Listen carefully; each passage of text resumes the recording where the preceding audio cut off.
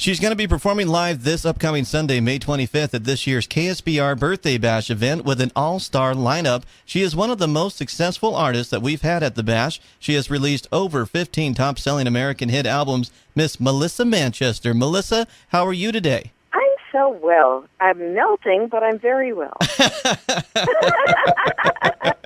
I totally hear you on that. I totally hear you. We're so spoiled here in Southern California.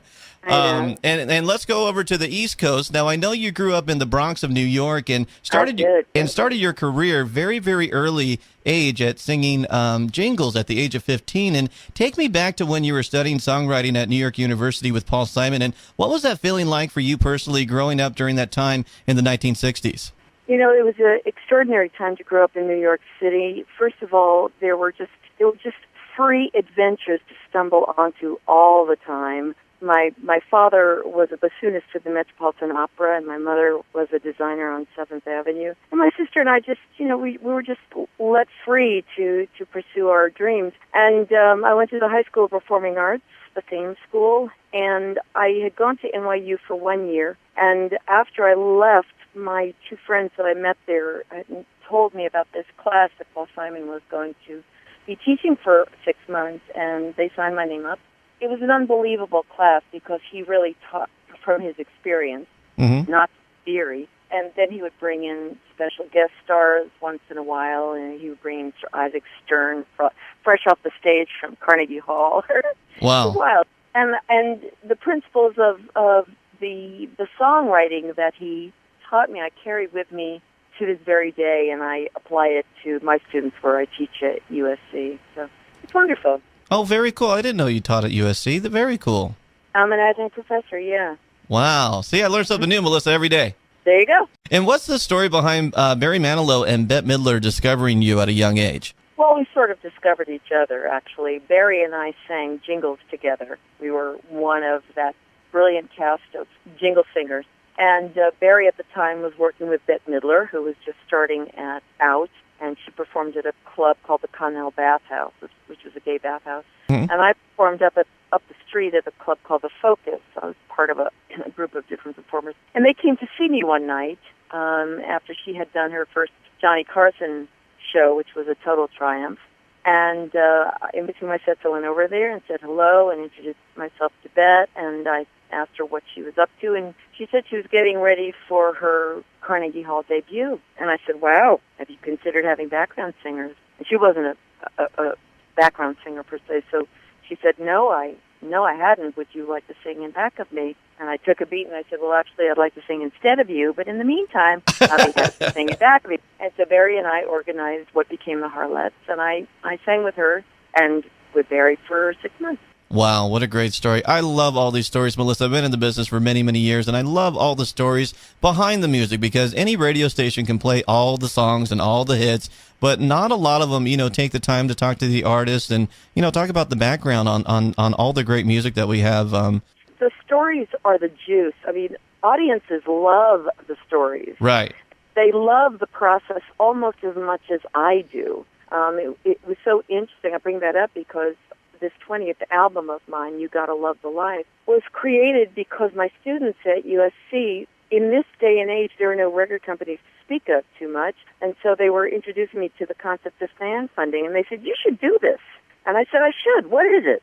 And once they explained it to me, I brought on one of my students as a project manager, and a couple of my other students are street team leaders, and so my tour manager and I, Sue Holder, we created this campaign that funded this album. Wow, that's so cool. I mean, technology these days, like back in the day, you had to have a big record label, behind you, supporting you and distributing your album and pushing it out there to record companies and stuff. I mean, you can do everything on your laptop these days. It's incredible. Yes, it is amazing. It creates a very level field for getting your music out. How people respond to it, that's a whole other different story. Right. But because of YouTube, because of the Internet and all the different channels, all the different streams, yes, it is an absolutely a real democracy in terms of simply getting your art out. And speaking of songwriting, Melissa, what was it like collaborating with Carol Bayer Sager on your great tune, Midnight Blue? I love that song. Thank you very much. It was beautiful. Carol and I were writing partners for 5 years solid. The thing that I find most endearing about our songs together are that the songs literally came out of conversations. And so the tone of the song is very, very conversational, very, very intimate. Mm-hmm. And because of her lyric talent, it pulls the listener in right from the first line.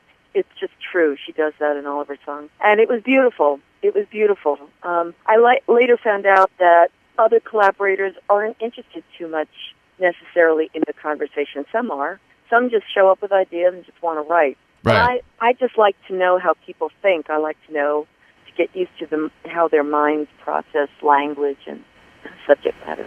Don't Cry Out Loud. I love the delivery on that because it sounds like it's so very sincere. And I heard a couple stories, Melissa. I think Clive Davis had this suggestion of the song to you, and you didn't really want to record it, but then it came out so naturally. Tell me about that. Well, actually, that's sort of selective memory. I had heard the song from Peter Allen, because he wrote it with Carol, and the version I had heard from Peter before I heard it from Clive, as I recall, was a very, very mellow version of the ballad, and I thought, oh my God, that's the most magnificent idea to sing as a lullaby. When I walked into the studio, because in those days you just sort of showed up, right? The arrangement was this massive anthemic orchestration. I had to sort of rip my preconceived notions out and try to find my way through this song, which Blown Up, which is the version that became famous, became the antithesis of everything that I had written about, that Carol and I had written about, which was to show your feelings, to learn to express yourself, to learn to have your voice. And suddenly this song, in very loud notes, was saying, don't cry out loud, don't do all that stuff. Right. And it took me a very long time to try to figure out why audiences were connecting with it and what the song was really about. And I realized that the power of the song, besides the fact that it's spectacularly constructed, yes, the song is really about, in the end, we must learn how to cope. Right. With whatever life deals us. We simply must learn how to cope.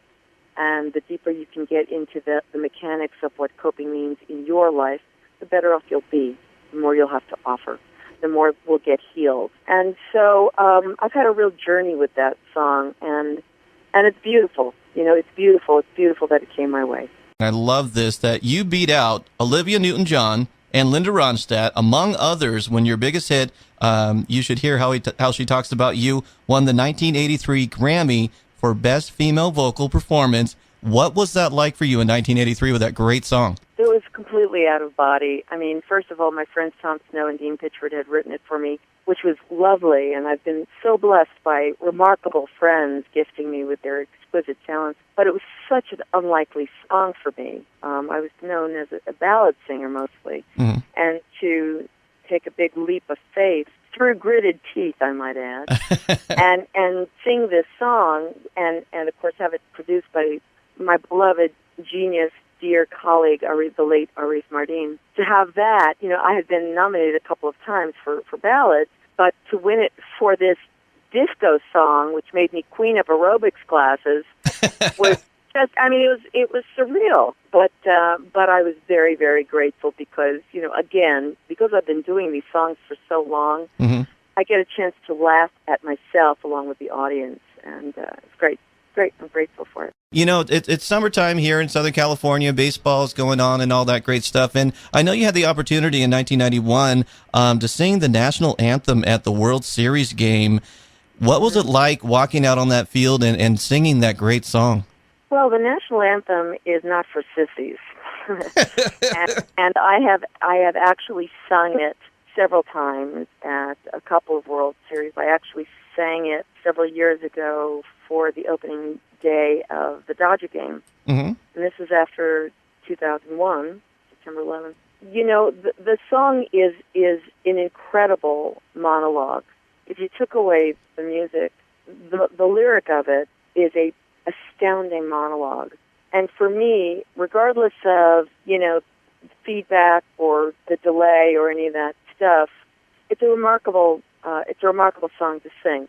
And so I sing the story. And when I hit that high note, it's so beautiful to just stay there for a while. Yeah, absolutely. I totally agree. And the fans just cheer and cheer and cheer and cheer and cheer. And then, and then you sing in the home of the brave, and it takes all of my willpower not to say play ball. But it's a thrill. It's a thrilling song. It's a real aria, actually. I know, Melissa, you're so excited about this brand new studio album, your 20th studio album. Tell me all about this. Well, my 20th album is called You Gotta Love the Life. It really is, and I've co-produced it with Terry Wallman.